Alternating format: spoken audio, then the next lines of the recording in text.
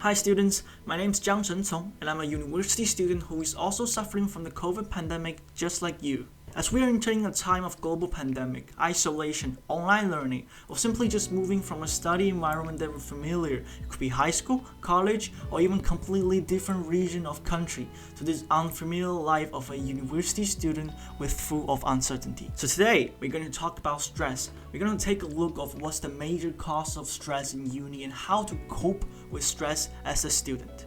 But before we get there, in order to defeat your enemy, you must understand it first. So what is stress? Stress can be identified as internal body's process and reaction to internal or external changes, whether it's finances, academic strains, or pressure from family and friends, that requires physical, mental, emotional adjustment or response for event or situations. As described by Yerkes Dawson law, the right amount of physiological stress can actually improve performance, but only up to a point. Further increases in stress prove detrimental not only in immediately short-term performance, the stress response can create or worsen a variety of long-term physical or mental health problems as well. And this led us to the question of what causes stress? Well, stress is related to both internal and external factors. While the external factors include the physical outside environment, internal factors determine your body's ability to respond to the external factors that cause stress.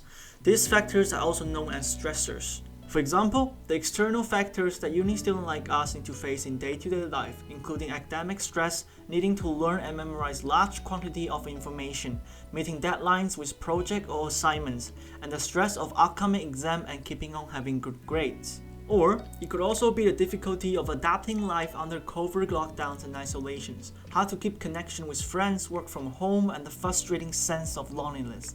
According to William Patrick in the US, 46% of the entire population feel lonely regularly, so that is a big stressor. On the other hand, the internal factors could be the pressure from balancing academic performance with social life, overall health and fitness level, and the student's emotional well-being. One more thing that you also need to understand is there are different levels of stressors. And as we are entering a brand new study life in university, it's more of a life change that students might be hard to adapt, hard to adjust in the new environment. Now, after a brief understanding of stress, why is it so bad? Why do we need to learn how to cope with it? To answer that question, we need to first take a look of how our body reacts to stress, the General Adaptation Syndrome model. There are 3 different stages of reaction. First, the alarm reaction stage. For example, when students meet large amount of upcoming deadlines and assignments, they might start to experiencing increasing heart rates as adrenaline gland release cortisol. To physiologically cope with this considered threat, to activate the fight-flight response.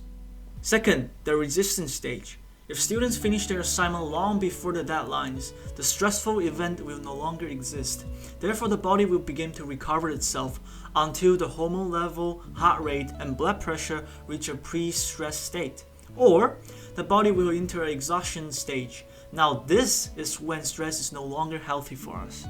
Last, the exhaustion stage. Struggling with stress for a long period of time can drain the student's physical, emotional, and mental resources to a point where the body will no longer have strength to fight stress. It will weaken the immune system and develop into more physical and mental illnesses. And that's why I need to again stress the importance of maintaining good mental health, well-being, and managing stress.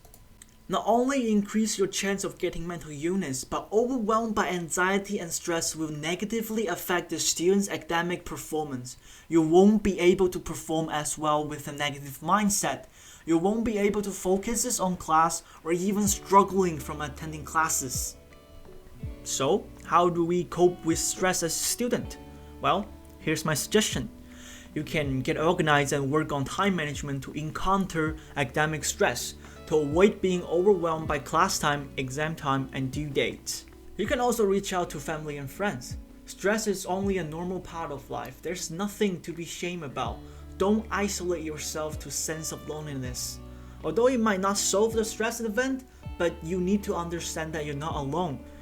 To develop a healthy social connections can really help coping with stress. What's more, you can also exercise. Swinson's paper suggests that exercising helps your brain to increase dopamine levels, which might help you anticipate pleasure, feel motivated, and maintain hope to life. An exercise I find interesting is slow deep breathing. It helps to activate the parasympathetic nervous system to counteract the overreactive sympathetic nervous system when a stressful situation is occurred. And here's what you should not do when it comes to coping with stress.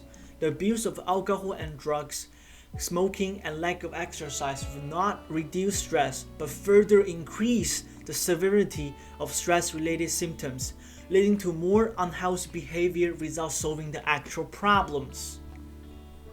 Last, the stress experience is highly personalized. What constitutes overwhelming stress for one person might not be considered stressful by another, similar with the effectiveness of different methods of stress management.